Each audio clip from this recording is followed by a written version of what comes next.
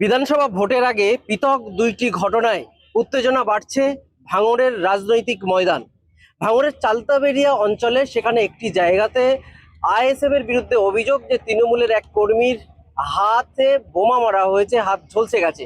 অপরদিকে প্রাণগঞ্জ এলাকায় সেখানে আইএসএফ এর ব্যানার পুড়িয়ে দেওয়া অভিযোগ তৃণমূলের বিরুদ্ধে। শওকত মোল্লা আছেন, তিনি কি বলছেন শুনবো। দাদা, বিধানসভা ভোট এখনো বেশ কিছুটা সময় বাকি, তার আগে ভাঙড়ের দুটি পৃথক ঘটনায় উত্তাপ বাড়ছে, কি বলবেন? আপনি দায়িত্বে আছেন। দেখুন, প্রথম বলি যে গতকাল রাত্রে আইএসএফ আশ্রিত সমাজ বিরোধীরা আমাদের পঞ্চায়েত সদস্যর ভাইকে মেরে দেওয়ার চেষ্টা করেছিল।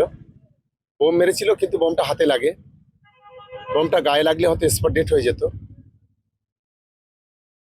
ভাঙড়ের মাটিতে যখন আইএসএফ দিনের পর দিন দুর্বল হচ্ছে, অস্তিত্ব হারাচ্ছে, তখন এই ধরনের সমাজ বিরোধী কার্যকলাপ, কোথাও গুলি, কোথাও বোমা, কোথাও খুন, এই নোংরা খেলা খেলছে।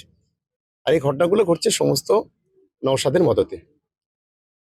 দ্বিতীয় যে ঘটনা ঘটেছে, যেটা প্রাণগঞ্জে, দেখুন, এটা আমরা কখনোই সমর্থন করি না, কারোর ছবি পুড়িয়ে দেওয়া, ছিঁড়ে দেওয়া।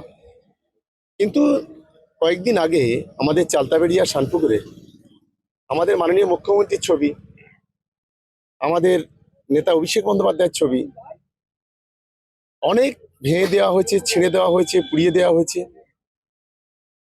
ফলে ওরা করছে বলে আমাদের করতে হয় এমন কথা নয়, এটা রাস্তা দেখিয়েছে ওরা। তবুও আমাদের কর্মীদের একটাই কথা বলবো, এই ধরনের ছোটখাটো ছুঁচো মেরে হাত বন্ধ করে কোনো লাভ নেই। একটা ছবি পুড়িয়ে কি একটা ছবি ছিঁড়ে কোনো লাভ হয় না।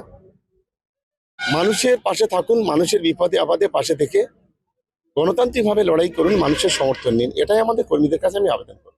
বিধানসভা ভোট এখনো বেশ কিছুটা সময় বাকি, তার আগে এই যে ছোট ছোট ঘটনা, সেটা কি প্রমাণ দিচ্ছে যে ভোটের সময় রাজনৈতিক ময়দান উত্তপ্ত হয়ে উঠবে ভাঙড়ে? দেখুন, ভাঙড়ে গন্ডগোলের জন্য দায়ী থাকবে আইএসএফ। গত কয়েক মাস, কয়েক বছর, আপনি 23-এর পর থেকে যদি দেখেন, কোনো ইনসিডেন্টে তৃণমূল কংগ্রেস জড়িত নয়। আমাদের কর্মীরা অনেকটা মাথা ঠান্ডা রেখে তারা কাজ করছে, কিন্তু আইএসএফ পায়ের উপর পাত্র দিয়ে ঝগড়া বাঁধাতে চাইছে। আমাদের 4-4টে তৃণমূল কংগ্রেসের কর্মী খুন, আমাদের অনেক কর্মীরা আহত হয়েছে, আমাদের অনেক ঘরবাড়ি করা লুট করেছে, আমাদের কর্মীদের কোটি কোটি টাকা ওরা বিভিন্ন জায়গায় জরিমানা করেছে, লুট করেছে। কিন্তু তারপরেও আমাদের কর্মীরা সংযত। আমরা গণতান্ত্রিকভাবে আগামী বিধানসভা নির্বাচনটা আমরা করতে চাই। আমি আশা করি আমাদের কর্মীরা নিশ্চিতভাবে সেটা মাথায় রাখবেন। তবে হ্যাঁ, কেউ যদি ঢিল ছোড়ে, তাকে রসগোল্লা ছড়ার কোনো বাস্তবতা নেই। ঢিল ছুড়লে পাত্র খাবে, এটা খুব পরিষ্কারভাবে আমি জানিয়ে দিলাম। গণতান্ত্রিক ভাবে ভোট হলে তৃণমূলের জয় হবে ভাঙড়ে। ভাঙড় তৃণমূল কংগ্রেস জিতবে, আটকাবার ক্ষমতা কারণ নেই। এটা আমি খুব দায়িত্ব নিয়ে বলছি। ভাঙড়ের শুভবুদ্ধি সম্পন্ন মানুষ গত 5 বছরে যেভাবে ভাঙড়টাকে পিছনে ফেলে দেওয়া হয়েছে, এই আইএসএফ ভোটে জেতার পর ভাঙড়ের কোনো উন্নয়ন নেই, একেবারে বন্ধ করে দিয়েছে ভাঙড়কে। যেটুকু কাজ করছে তৃণমূল কংগ্রেস, আমার আত্মবিশ্বাস মানুষ তার বাস্তবতা উপলব্ধি করবে। এবং আমরা গত কয়েক মাসে প্রায় 100 কোটি টাকার কাজ ইতিমধ্যে আমরা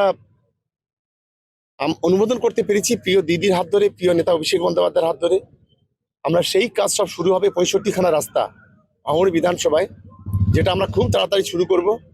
মমতা বন্দ্যোপাধ্যায়ের উন্নয়নের এবং অভিষেক বন্দ্যোপাধ্যায়ের সাহসিকতা এবং তার লড়াইয়ে মানুষ তৃণমূল কংগ্রেসের পাশে থাকবে এবং ভাঙড় আগামী দিনে তৃণমূল কংগ্রেস জিতবে, এটা আমি 100% নিশ্চিত। বিধানসভা ভোটের আগে পৃথক কয়েকটি ঘটনায় উত্তাপ বাড়লেও শওকত মোল্লা, যিনি দায়িত্বে আছেন তৃণমূলের, তিনি দাবি করছেন যে বিধানসভা ভোটের সময় যদি কোনো বিক্ষিপ্ত ঘটনা ঘটে, তাহলে সেক্ষেত্রে দায়ী থাকবে আইএসএফ এবং বিধানসভা ভোটে তৃণমূল কংগ্রেস সেখান থেকে জয় পাবে। কিন্তু প্রশ্ন হলো, যেভাবে আইএসএফ এর পতাকা পুড়িয়ে দেওয়া হয়েছে, সমাজ মাধ্যমে যেভাবে সাধারণ মানুষ সোচ্চার হচ্ছেন অপরাধীকে গ্রেপ্তার করার, বিধানসভা ভোটের ঠিক আগে এই ঘটনায় কি আদতে অপরাধী গ্রেপ্তার হবে, সেই প্রশ্ন ভাঙড় জুড়ে। সত্যজিৎ মণ্ডল, টিভি 9 বাংলা, ভাঙড়।